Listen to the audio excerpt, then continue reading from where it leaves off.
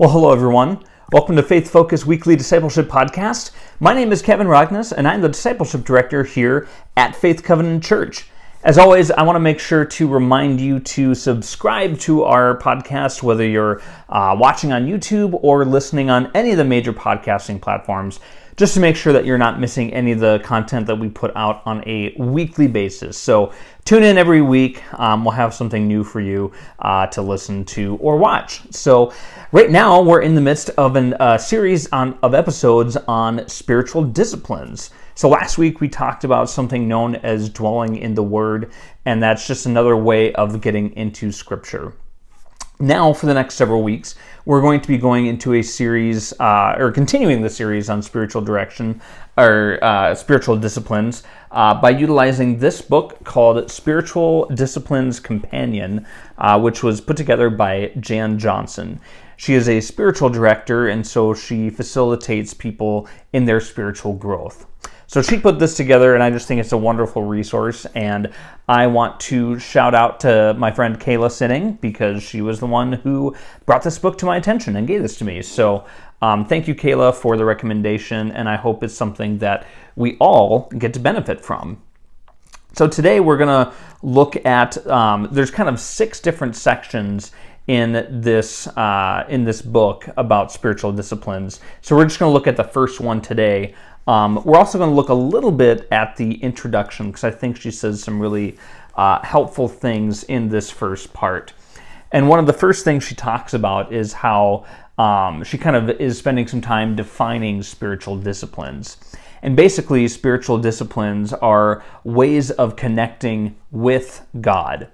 And one thing I noticed right away is that she said with God, not to God. Sometimes we think about connecting to God in the same way that we might plug in like a phone charger to the wall. It's electricity, we just plug it in and we get access to this and it comes out. That's not the case. God is a personal being, not some impersonal spiritual force. And so connecting with God is a better way of phrasing it than connecting to God, because there's a mutual relationship and a mutual connection in that. So I thought that was something that was really helpful to think through. She also quotes famous writer Henry Nouwen. Some of you may be familiar with him. He's a Catholic writer that just wrote some really excellent stuff over the years. And one thing that he said about spiritual disciplines and how spiritual disciplines can have a lot of different forms and look like a lot of different things. But he talks about spiritual discipline as a practice that helps us practice how to become attentive to that small voice and willing to respond when we hear it. And I just love that kind of idea of it, of paying attention to that small voice of God that we have in ourselves and responding to that when we hear it. When we hear the voice of God, we don't just sit with that and do nothing. It moves us into action of some form. So I really appreciated that. Jan Johnson also breaks spiritual disciplines into 2 categories, and I think it's helpful to kind of think of those categories as well. And the first is a category of engagement. It's the thing that you do. So, for example, last week when we talked about dwelling in the Word, that is a practice of engagement. It is a way of doing something, a way of reading the Bible and engaging with the text. The other category of spiritual disciplines is abstinence, things that you abstain from. So today, the first section of of spiritual disciplines that we're going to talk about is an abstinent spiritual discipline. So these are things that you refrain from and say, okay, I'm not going to do this thing with my time so that I can do something else with my time. I'm not going to spend watching TV so that I can spend time in prayer. Something like that. And another way that she phrases it, this balance of engagement and abstinence in spiritual practice, is this idea of breathing in, which is engagement. You breathe in these things, you do these things, and then you breathe out. You have your abstinent spiritual disciplines where you kind of exhale and kind of minimize and reduce things in your life. And I thought that was an interesting and helpful way of thinking through that. She also gave a list of ways in which spiritual practices help us, and I think these are really well written, so I'm going to go through a few of these. So she writes that spiritual disciplines build our relationship with God as we acquaint ourselves with the ways of God. And it's possible, of course, to do these disciplines in a legalistic way and never bond with Christ. So that's kind of just getting at the idea of when we read our Bible, we read it for the sake of relational time with God, not just because we think it's a thing that we should do. She also writes that spiritual disciplines build our trust in Christ. Some of the disciplines are uncomfortable. You have to go out on a limb. You try fasting and you don't die. You serve someone and it turns out to be fun and enriching. She then continues to say, these spiritual disciplines force us to make little decisions that multiply. Your little decision to abstain from watching a television show helps you to deny yourself and love others in all sorts of ways. Spiritual practices reorganize our impulses so that obedience is more natural. For example, if you have a spiritual discipline of practicing the presence of God, you may learn to automatically pray the breath prayer, "Into thy hands," when someone opposes you. Without you realizing it, your opponent is no longer an adversary, but a person God is dealing with or perhaps even speaking through in some way. The spiritual disciplines also help us eventually behave like Christ. But this is by God's miraculous work, not by our direct effort. And lastly, she writes that spiritual disciplines teach us to trust that God will do the work in our inner being through the power of the Spirit. Your spirituality is not about you. It's about the work of God in you. You get to cooperate in God's family business of transforming the world. And I really appreciate that phrasing of cooperating with God. It's not something that we do, it's something that we partner with God in doing. And I think that that's just really something exciting. So, like I said, we're going to go throughout this series into 6 different sections that this book goes into about varying spiritual disciplines. And that first section is a section about solitude and silence. And these are things that are not very easy to do in our culture. It's very kind of abnormal in some ways for people to spend intentional time alone in solitude or to spend time in silence.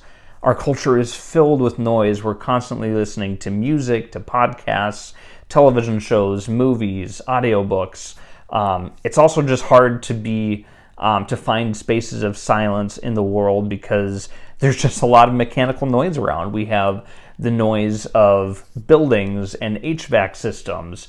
We have, especially if we're living closer to a busy highway, highway sounds or airport sounds. Our world is very noisy, so it's hard to spend time in intentional silence, to just listen to what God may be saying to us. So one thing that she writes about solitude and silence is that when we take time in solitude and silence, it means that we cannot accomplish the things that make us feel worthwhile. And we rest in the fact that we are of great worth to God. And I just really love that, because this time of solitude is not about accomplishing something, because sometimes we find worth in the things that we accomplish. Instead, it's just about spending time with God and realizing and remembering that we are of worth to God. And that is an incredible thing. So in this section, she kind of breaks out the pattern of each of these sections into giving a couple of biblical examples of what these practices look like, some activities of things that you can do that are biblical, and then also some biblical precedents for what are the results of time spent with God in solitude and silence. So I'm going to go through an example of each of these I'm not going to go through every example that she lists because she does 2 of each. I'm just going to tell you what it is, and then we'll go from there. So the first example that she gives of a biblical example of spending time in solitude and silence is with Jesus. Jesus does this a lot throughout the Gospels, and one example is in Mark chapter 1, very early in Mark, verses 21 through 39. So I'm going to read through this passage and then make a couple comments as we go. So again, that's Mark 1, verses 21 through 39. They went into Capernaum, and right away he entered the synagogue on the Sabbath and began to teach. They were astonished at his teaching because he was teaching them as one who had authority, and not like the scribes. Just then, a man with an unclean spirit was in their synagogue. He cried out, "What do you have to do with us, Jesus of Nazareth? Have you come to destroy us? I know who you are, the Holy One of God."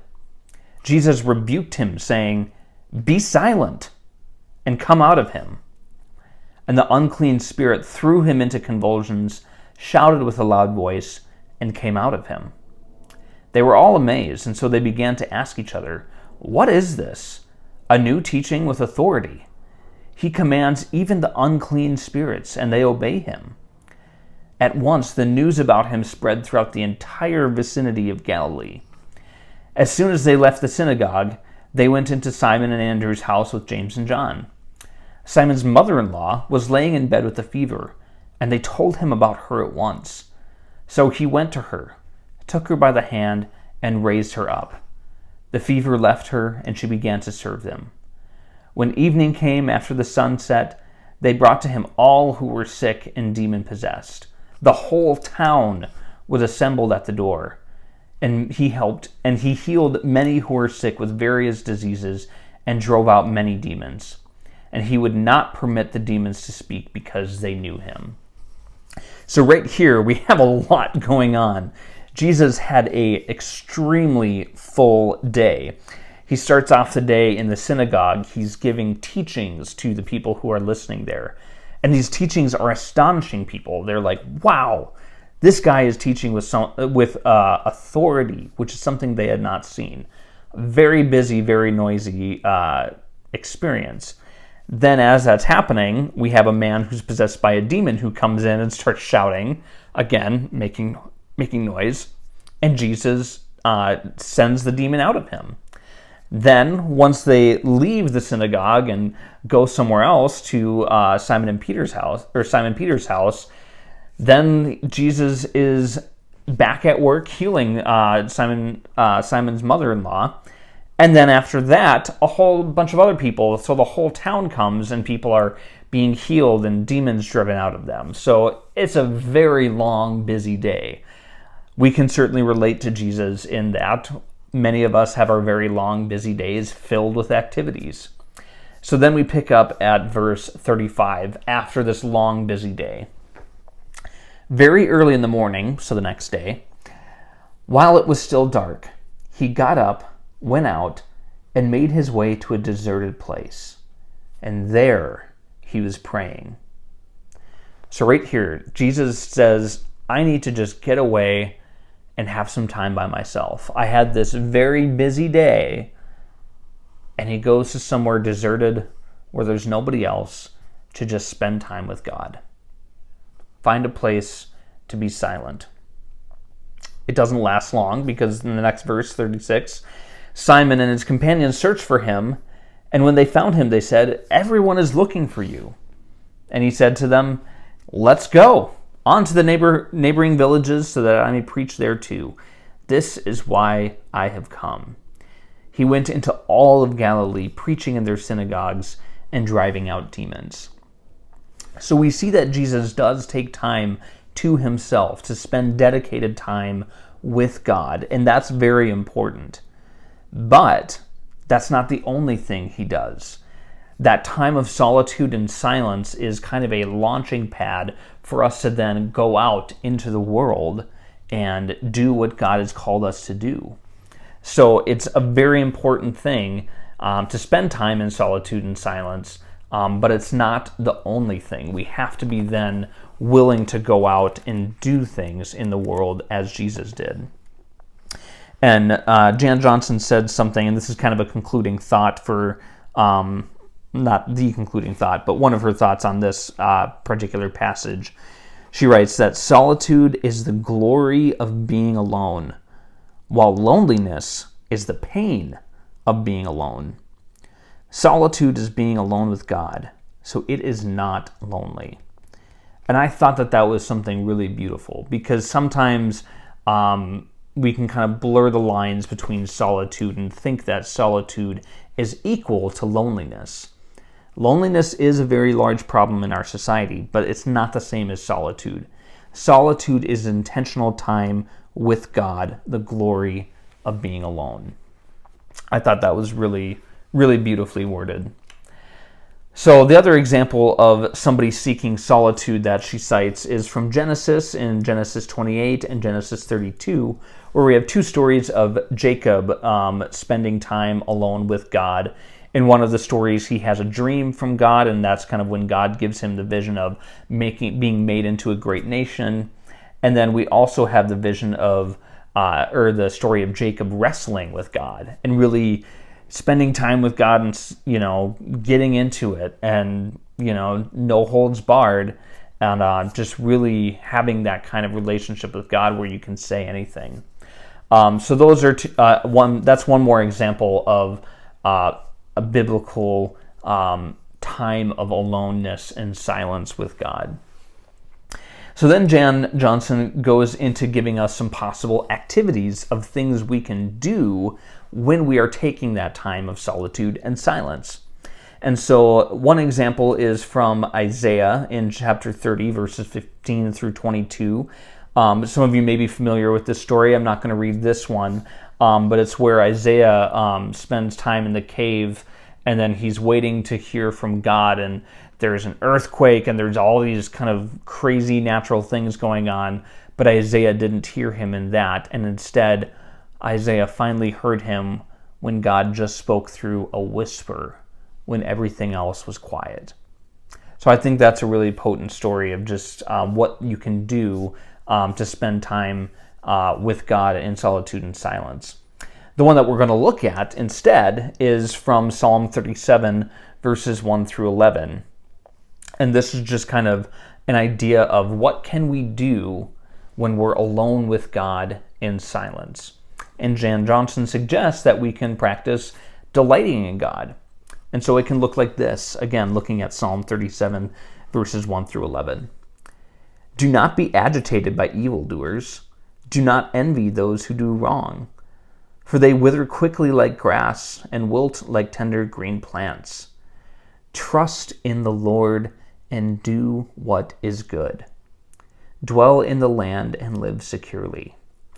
Take delight in the Lord, and he will give you all your heart's desires. Commit your way to the Lord. Trust in him, and he will act, making your righteousness shine like the dawn, your justice like the noonday. Be silent before the Lord, and wait expectantly for him. Do not be agitated by one who prospers in his way, by the person who carries out evil plans. Refrain from anger and give up your rage. Do not be agitated. It can only bring harm. For evildoers will be destroyed, but those who put their hope in the Lord will inherit the land. A little while, and the wicked person will be no more. Though you look for him, he will not be there. But the humble will inherit the land and will enjoy abundant prosperity. And I think that this is just such a beautiful passage to meditate on, to just sit back and just delight in who God is. Be thankful for God and his character. Spend time trusting God. The early verses talk about not being agitated by evildoers, by those who do wrong. That's a challenging thing sometimes. But we can take a step back and just say, I am going to trust in God. And that is something we can do in silence. Just sit back in silence and trust God. It's a beautiful thing to do. Then you might, and I do want to read one more thing that she wrote about that, about this part on just delighting in God. And she writes, according to Franz Delitzsch, I'm not sure who that is, but another writer, he who finds his highest delight in God cannot desire anything that is at enmity with God. And that person's will is thoroughly blended in love with God's will. Those who delight in God are focused on God and not on themselves. Such selflessness makes it easier for people to see righteousness in them, not self-righteousness. This often promotes non-adversarial encounters, which are more convincing than a competitive approach to others.